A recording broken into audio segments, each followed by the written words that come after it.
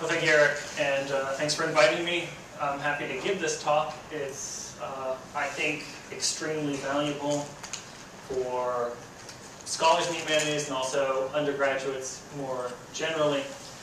But what I wanted to talk about today was network data visualization, but to talk about network data visualization or a particular toolkit like FETUs for network data visualization, you have to talk about network analysis more generally. You have to talk about networks more generally.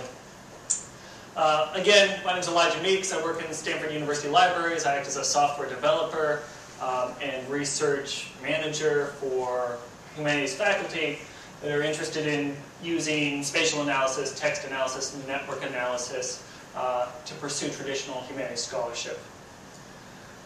You can see some of the work that I've done at dhs.stanford.edu. There's lots of pictures of networks and maps, and also a few pictures of donkeys.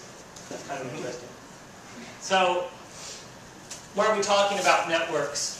I'm sure that when Patricia came in here and talked about maps and even data visualization makes a lot of sense.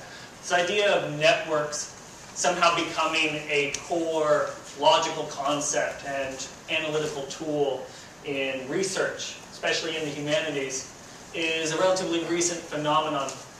That isn't to say that there haven't been pioneer work by folks like Sean Graham, who looked at agent-based models in the Roman Empire half a decade ago. But recently, we're seeing more and more networks in archaeology, networks in the study of history, especially these hierarchical networks, these administrative networks and social networks of historical elites. We see networks in connecting artists in trying to define abstraction. Network representations of text analysis results like topic models. Networks that try to express evolution of genre. So this is Mac Jocker's work. In this case, the network is books and how books are similar to each other. The graphic behind a network turn, a phrase that comes from the concept of the spatial turn in the humanities, this idea that not necessarily GIS, but actually this focus on space and landscape has brought disparate humanities scholars back to looking at geography and spatial questions. But the graphic behind the title up here is actually a choose-your-own-adventure book. And these are all the paths you can take to it, with the red being places where you picked the wrong path and died. These are all networks. And then none of them are networks in this sort of social network analysis sense that you would be exposed to if you took courses on network science on the other side of campus. So what is a network then?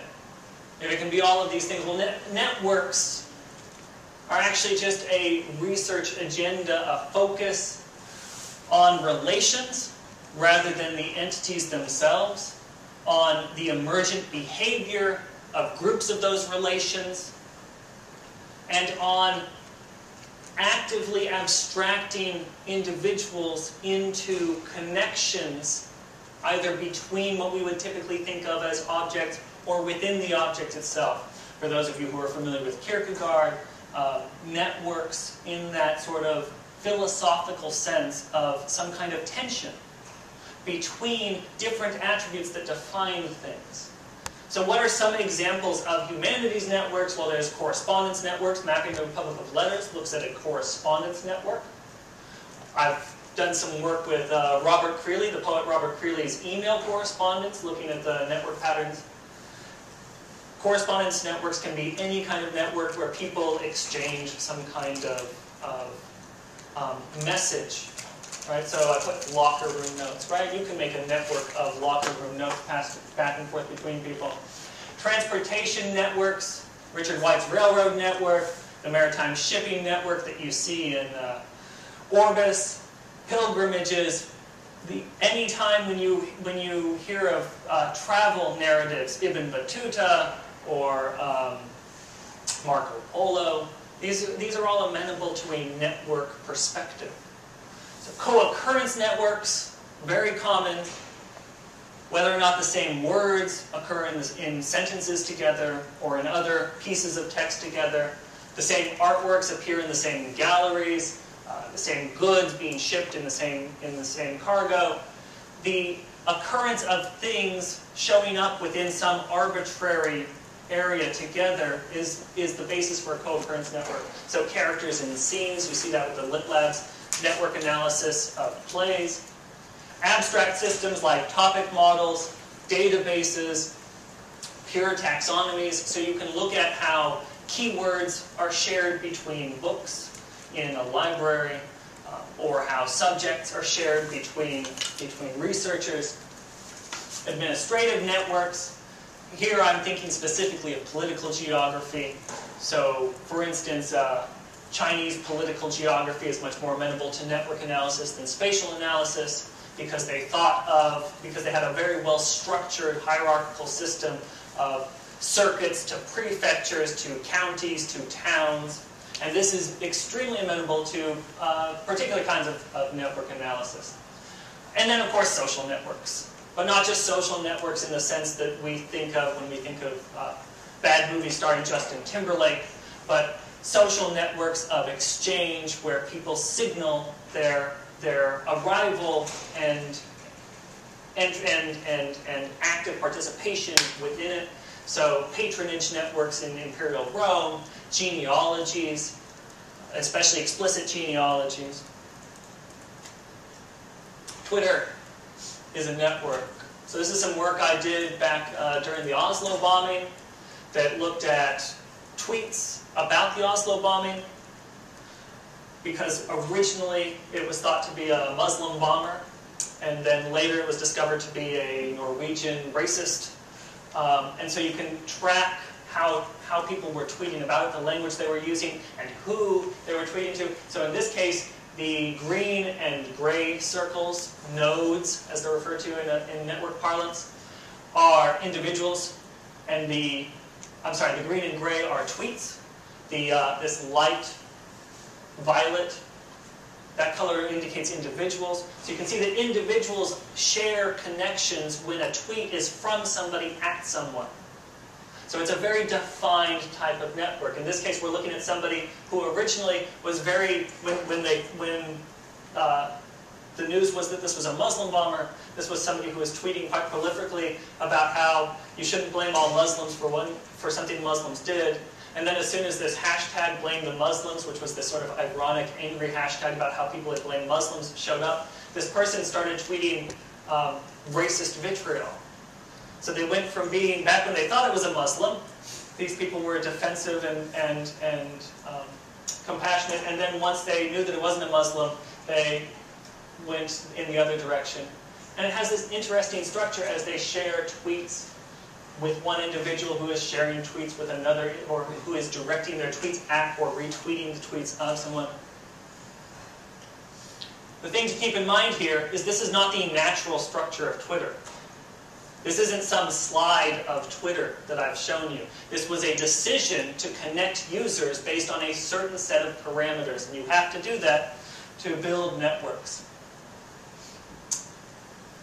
Transportation structure, you can sort of make out a shadow of Italy, and then Sicily, and North Africa, Greece, Constantinople or Istanbul, and Spain up on the top left. This is the Roman imperial transportation network modeled in Orbis.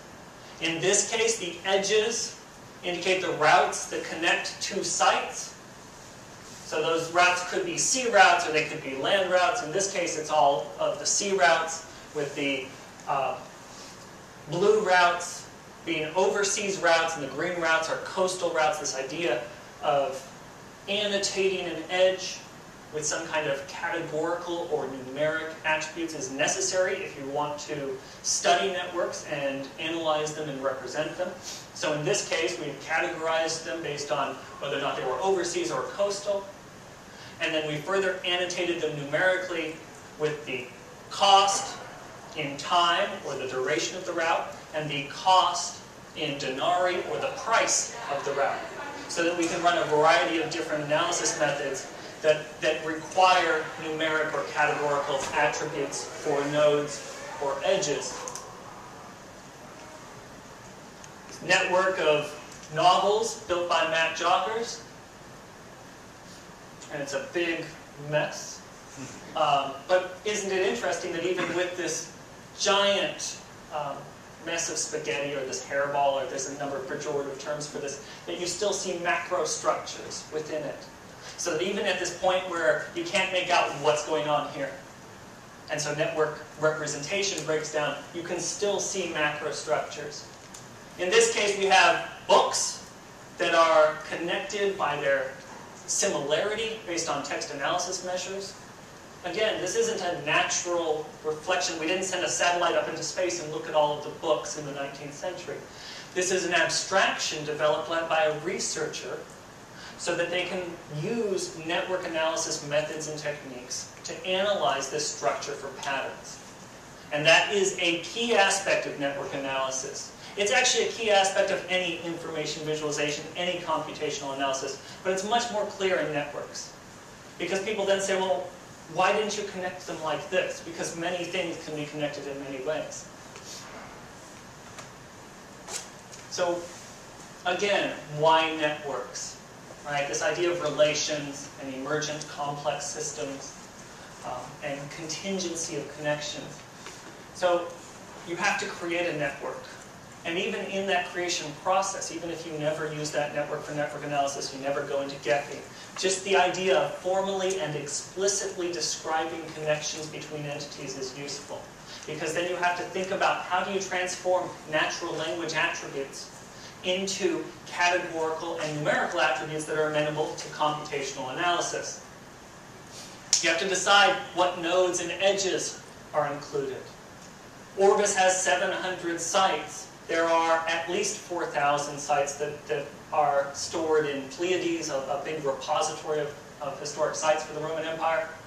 So this decision to only show 700, to focus on the main roads, is based on the fact that Orbis is trying to represent the entire empire. It's trying to get a macro scale representation. So you're not going to represent everything. If you wait until you have all the data so that you can represent everything, you will never perform any analysis and representation. So you have to understand what you're trying to create, and you have to accept that in this abstraction process, you're going to cull what the phenomenon is in a way that's going to leave things out. However, there is research, and all of the fundamental research in network analysis is in SMA, social network analysis, and sociophysics. There is research that indicates that a decent-sized network, there's some weasel words, with the main actors represented, actually holds the network statistical measures quite similar to a larger, more full representation of that same network. You also have to define strength and direction of connections. If I'm your friend, does that mean you're my friend? Is there a direction of connection? If I'm your friend, is that worth 5 and I'm your acquaintance and that's worth 3? If I'm the PI on this project, and you're the person who funded the project, and you're the person who was the research assistant, what connection, what strength of connection do we have? And that's a very tricky subject because it's extremely reductive and it is numerical at its core. And you can't do many of the most interesting types of representation and analysis unless you have edges, links between the objects that you're looking at that have categorical and numerical traits and direction. Directionality is very important. The role of the digital surrogate. Are you building a model? Is it a representation of reality? Is it a heuristic device just for you to build so you can think about what are the formal factors that go into the operation of this thing?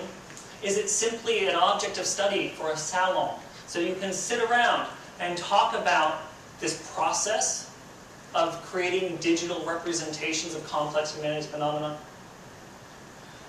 All of those are perfectly legitimate, but different goals are going to require different abstractions and different levels of effort in the creation process at different stages. And finally, this analytical and rhetorical use of networks. There is an entire set of language that surrounds networks. There's also jargon. It reaches the point of jargon, but much of it is actually natural language expression of structures that we already acknowledge in narrative form. So, seeing what networks are useful for, both in analysis and representation, is an important aspect of creating networks. You'll understand networks better once you've started to build simple networks and perform analysis on them. And for those of you who think, well, I'm not on Facebook, is there anybody here who isn't on Facebook, Twitter, G+, or Pinterest? Is there anybody? Do you go on Amazon? I actually haven't gone on Amazon since 2011. Well, when you went on Amazon in 2011, you were subject to network analysis techniques to determine whether or not what you bought would lead you to buy other things. That's how the suggestions work on Amazon. So even if you're not part of an explicit social network, and you don't want to sort of lay claim to abstract networks, you are being subject to network analysis in your interaction with practically all of this online experience. So network statistical measures. If we use networks, we can bring to bear a family of network analysis methods that are very interesting, and here's the real key element, are actually quite humanity-centric. So this idea of centrality. So whether or not nodes in a network are particularly more important or powerful or otherwise central. The concept of pathfinding, which seems very primitive, but in reality lays the basis for establishing patterns within networks that step outside of a typical actor-centric view. Ego networks and the idea of neighborhoods that are topological instead of topographical, the idea of an existence that is distinct from typical Cartesian geospatial representation of neighborhoods. Aggregated statistics, so being able to speak of a network as a whole and not just the individual members of it. Community detection, something I'm extremely interested in, the use of computational methods to discover natural communities within a network.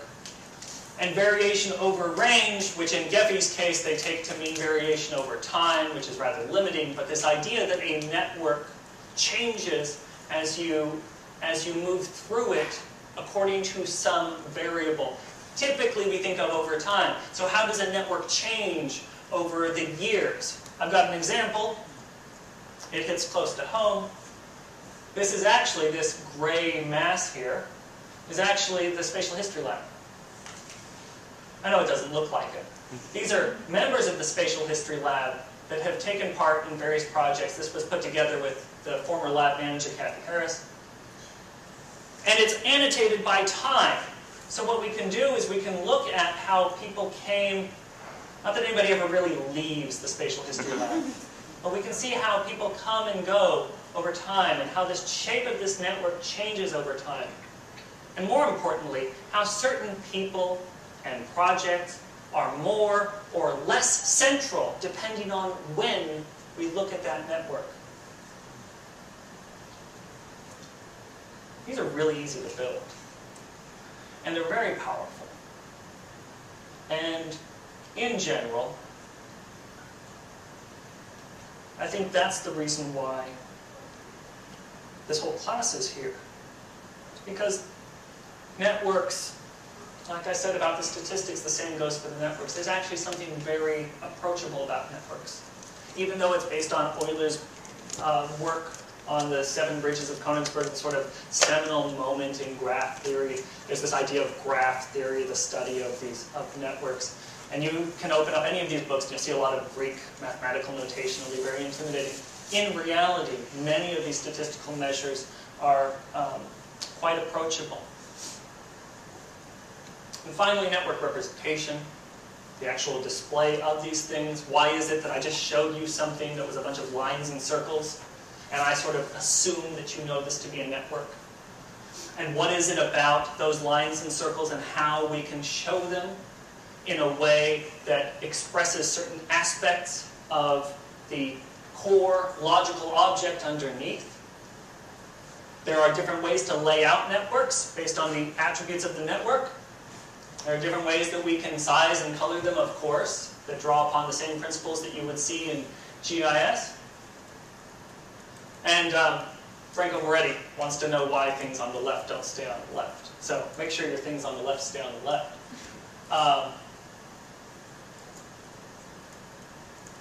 Creating networks, there are a number of aspects to this act of creating a network. The first thing is this idea, this core idea that a network is simply a list of edges. It's a list of connections. The actual point that they connect at is an annotation. You don't even need it. There's no nodes in a true network.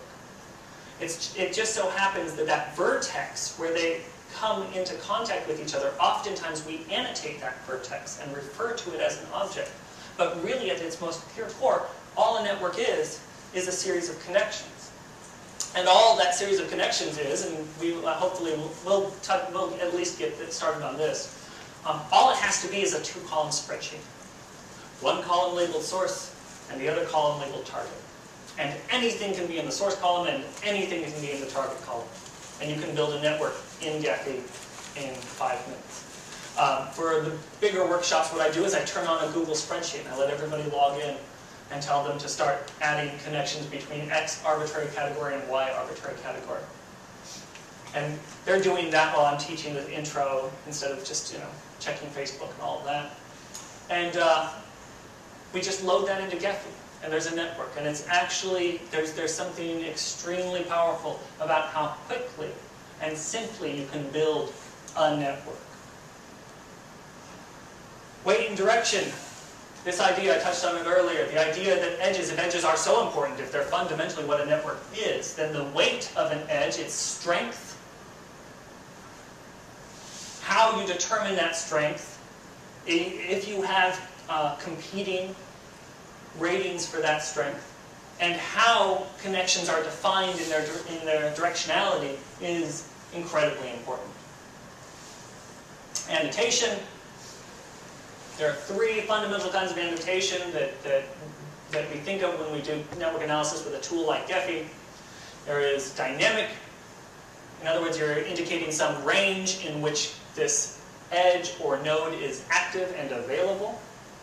So we're connected because we shared this class for these 3 months, or this node was around until it was torn out of the Roman Empire and conquered by the Carthaginians or whatever.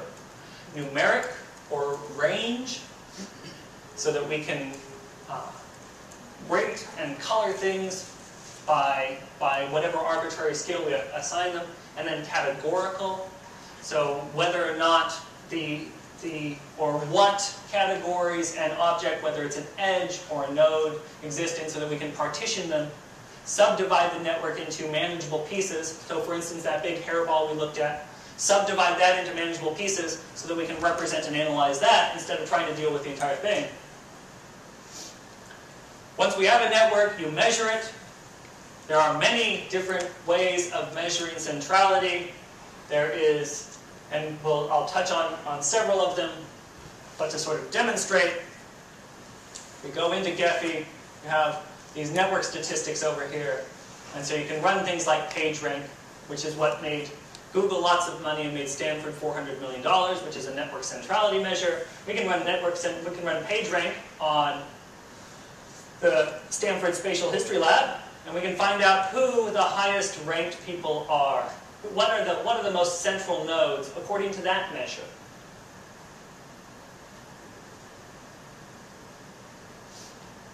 And it's Eric Steiner.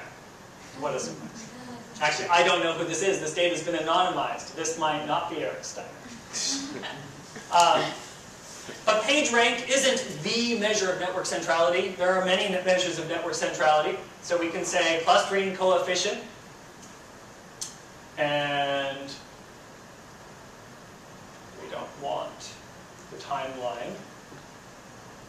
But the wonderful thing about using open source tools is that occasionally you'll get things whether you like it or not. So I'm going to put some default values in here. Clustering coefficient.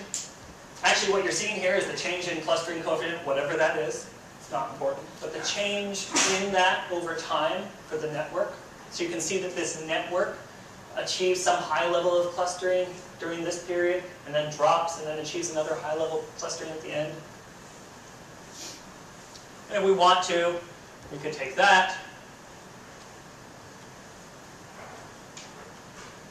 and it's not going to let me do it because of this thing. Blame the French. Gephi is programmed by Frenchmen, and so anytime there's a problem, I blame them. There are other measures. So degree centrality, for instance, is simply the total number of connections into a node. There are different types of degree centrality. If you have a directed network, then of course you can have the total number of connections in, or the total number of connections outbound. There's something like eigenvector centrality, which sums up that degree centrality. Tries to find vectors of size, of connectedness. And the important thing, now Eric's huge, right? The important thing to recognize here is that these are all measures of centrality. But they're different in the way that they approach the network, and they're not arbitrarily different. And they are suitable for certain types of networks, and not for others. I'll go into this in more detail during the workshop. But degree and eigenvector centrality are related to each other. Ego networks, the concept of clustering, the idea of a network diameter, or how wide is the network at its widest point, and closeness and farness, this measure of whether or not you are, when you're in a network, am I close to the rest of the network or far from the rest of the network?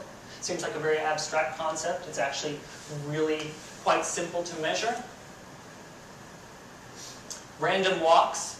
So the random walk in a network is simply starting at one node and randomly picking one of the nodes that it's connected to and going to that node and then doing the same for X number of iterations. It's the basic principle behind the PageRank algorithm, which just does that and aggregates it. Pathfinding, the concept here, when you go onto Google and you tell me how to get from here to there, and it comes back with this route from here to there. It uses a pathfinding algorithm for the transportation network that Google models.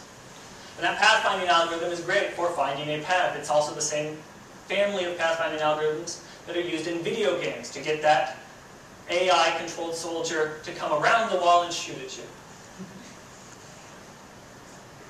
These pathfinding algorithms can also provide you that path itself, the path from here to there, as well as being the sort of utilitarian thing that you just want to know because you need to get there, is itself an object of study. And if we take these paths and we aggregate them and we talk about, well, where do these paths particularly intersect? Then we can get another measure of centrality, this measure of betweenness centrality. The idea here is that you have many different tools in a network, and you see these different scales, that you start to aggregate them and they become statistics for the network as a whole, and also for the individual nodes themselves again. Community detection. If you take a network and you arbitrarily subdivide it, you can say, are there more links inside of this piece that I've arbitrarily subdivided it, or are there more links between this piece and other pieces? And you can continue to do that with computational methods to maximize the number of links inside, to find out if there are any naturally occurring communities in the network. So again, let's go back to the Spatial History Lab. Let's rank them by something that doesn't make Eric look so important. And it's actually not really. Thank you very much. I'm doing my best, Eric, but it's very hard. So you'll notice I didn't actually change the value that I ranked them by, I just changed the scale. There's no book, How to Lie with Networks. That's because it's so much easier to lie with networks than with maps that you don't even need a book for it. But we have this network, so we can run, Gephi has a pair of community detection algorithms. They're very interesting, and I'd love to talk about them in more detail if people are interested.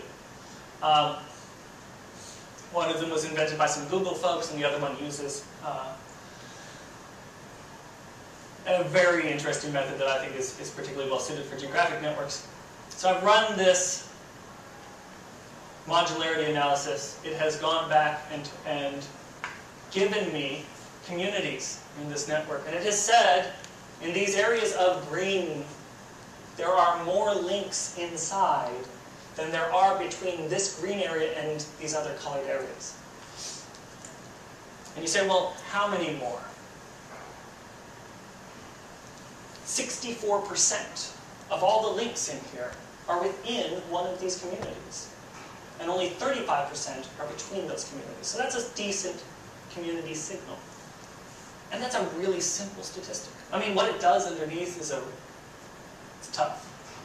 But the actual statistical result is very approachable. It's very amenable to integration into larger arguments. Community detections are it's an interesting thing. And you'll notice here that these communities are not equal size. So the idea of what we mean by natural communities, again, to step back and remember that this is purely dependent on how I built this network. I mean, especially modularity. Community detection is extremely, you can game it quite easily by building a network in particular, in one way or another. And because it has strong rhetorical power, you have to be very careful about it. Because when you say something like this, and you say, look at that, there's Eric's community, and he's really important, but look at how small his community is. At least, we're not that important, but we have this larger community here. People, and if you have used network visualization to make some presentation, you'll notice that audiences of all stripes are particularly amenable to that kind of argument. They will reorganize and say, oh, of course, I've always wondered what that looked like. So that's what it looks like. So that's why this side of the group congregates in larger groups, and they'll self-organize to fit the results. It's very seductive.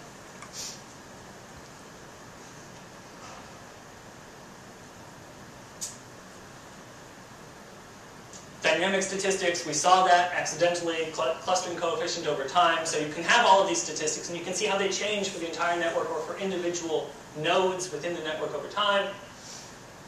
And then finally, once you're done looking at the network, you want to show it to people. How do you show it to people? There are many methods to lay out this network, to set it onto a canvas. One method is a hierarchical method, where you start with one thing, and then you, at some point, put another thing, the next things that it's connected to, and then the next things they're connected to, and so on, in this sort of generational algorithm. There are many different ways to approach this. It becomes very difficult when you try to do this in a sort of natural, from the perspective of the network itself, and not from a single node that you identify. Family trees are hierarchical network layouts. Distance cartograms. This is a distance cartogram. This was developed for Orbis, but here it's being used for representation of similarity of novels. The pink is female and the light blue is male. I did not color that. Force-directed layouts, the sort of classic layout. When I go over here and I say, show me the literary lab, and I watch it sort of move around, and it keeps away from, this node pushes other nodes around, and these nodes keep away from other nodes, and they seem to fall out into a natural structure. They do that because each of these nodes is exerting a repulsive effect. The connections that they have to other nodes are exerting an attractive effect. And then there's a general canvas gravity underneath that keeps disconnected nodes from just flying off into space. And the end result of that is an emergent representation of the structure of the network. Sometimes, in this case, relatively clear, sometimes a giant hairball. There is no right, just as with everything else about networks, there's no right one. There are appropriate methods depending on your research and rhetorical agenda.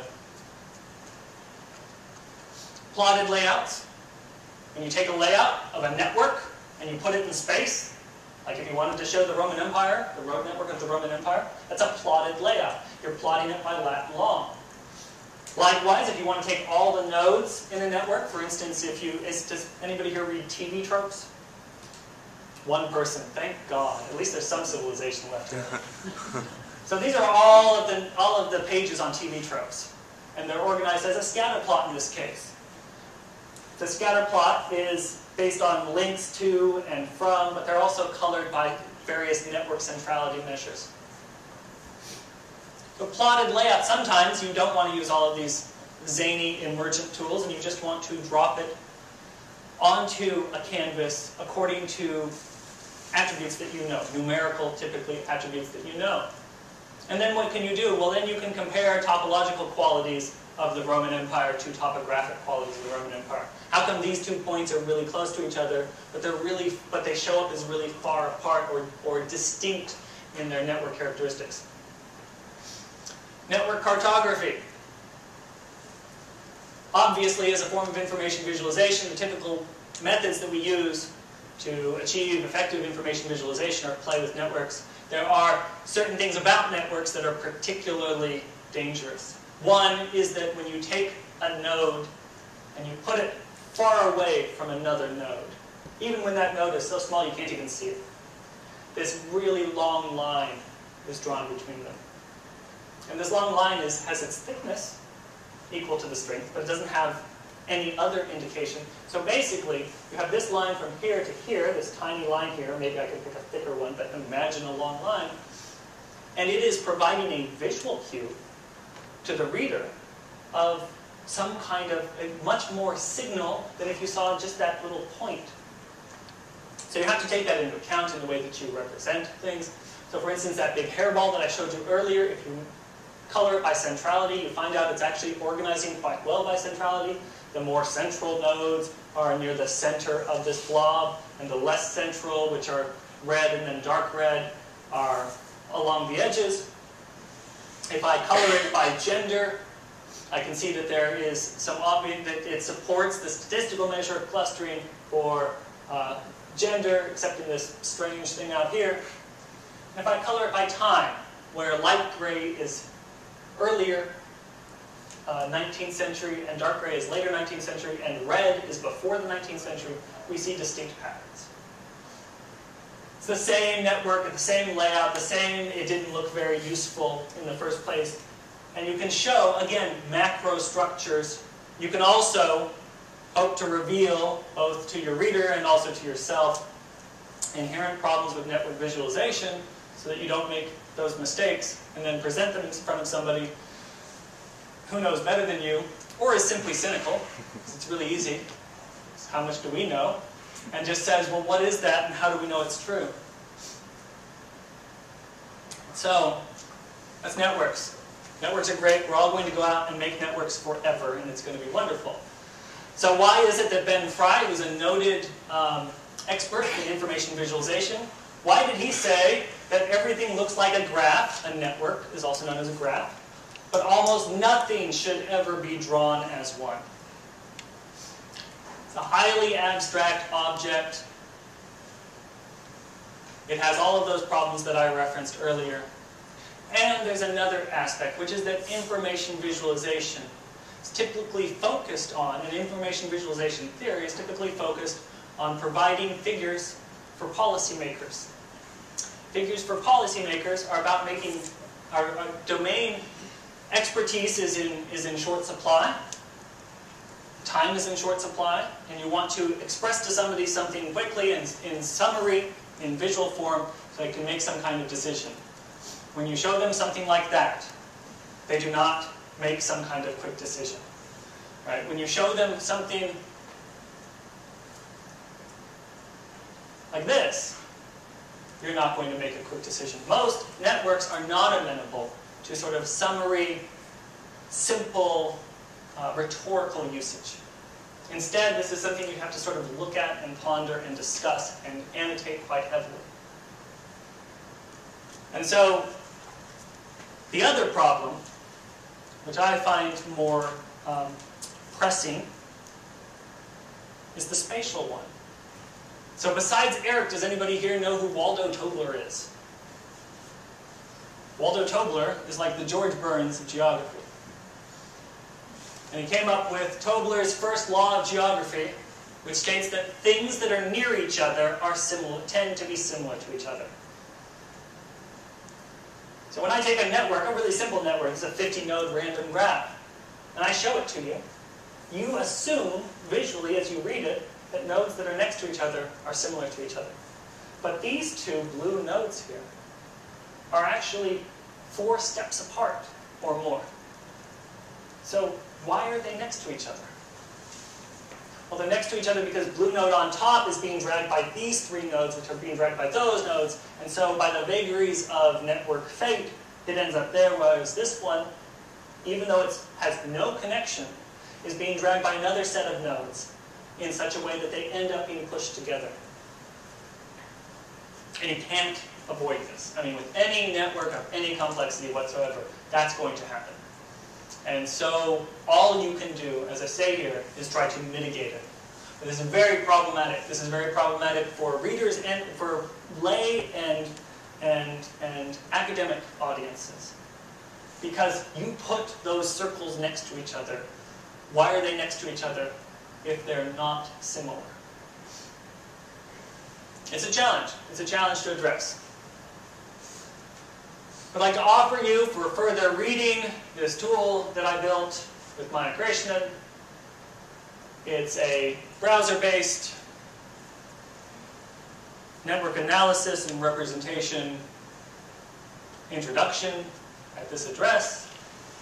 You can go in and you can play with the kind of aspects to network layout and representation that are typically afforded by packages like Gephi, so you can see what effect these different settings have on the representation of a network and how it might appear.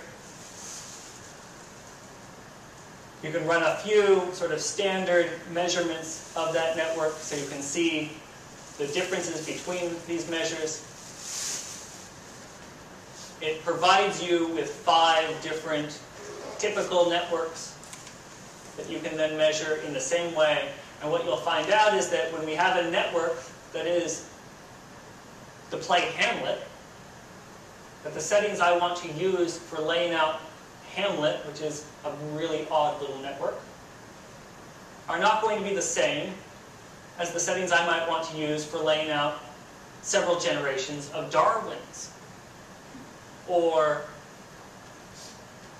political administration in the Song Dynasty. And what I use to measure political administration in the Song Dynasty, that's not a very useful measure, is not going to be the same measure that I want to use for, say, I've already used them all, but a random network. And also this idea of what a random network is. So if I have 100 nodes, and there's a chance of them connecting of 1%, then that's the result, right? Or that, or that. And what a random network is useful for is more than just playing around with it. That idea of a spatial problem is wired in here, so you can suddenly see how one layout might avoid the problem in one area only to create it somewhere else. Right? These concepts hopefully will be further annotated and cited so that it can prove to be a useful pedagogical tool. Now, if I can get back to this. So that's at dhs.stanford.edu/dh/networks. And that's it. I think we've got about 2 minutes for questions. Well, I don't think there's any questions, right? It's pretty straightforward.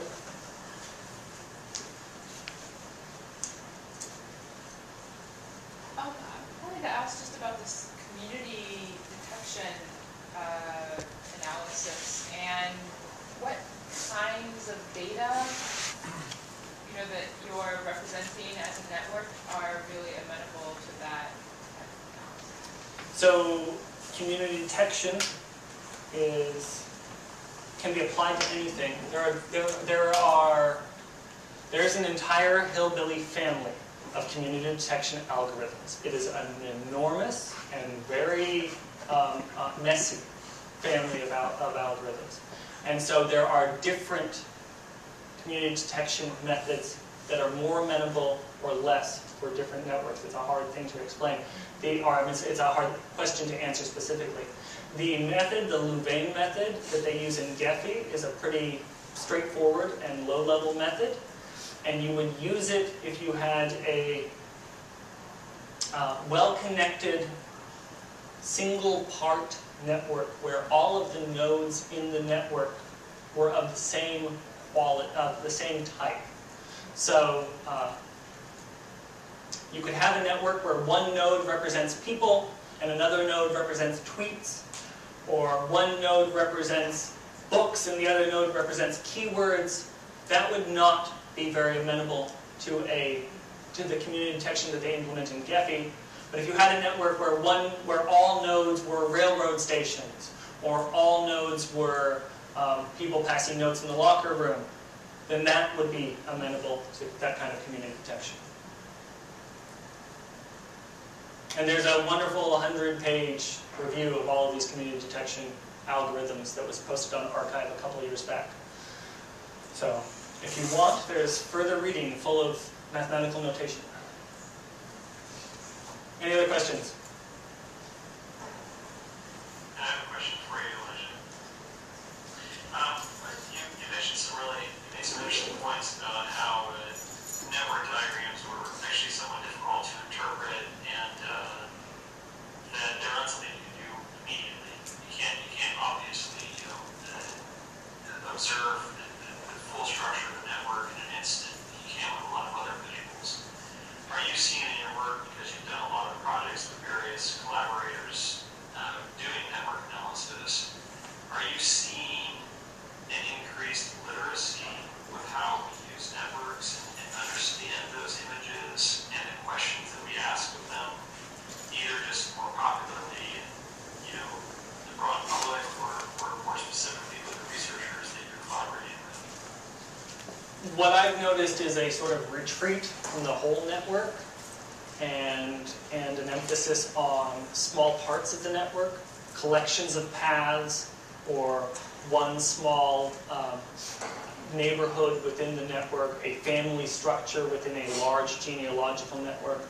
The sort of macro structures and the network as a whole is much more attractive to people from a statistical point of view, but not from the visualization point of view. It is traditionally held up as an example of why networks are cool but not useful when they show a large network. And I haven't heard anybody dealing with that in any. Oh, I guess that's what happens when you come to the end of your time.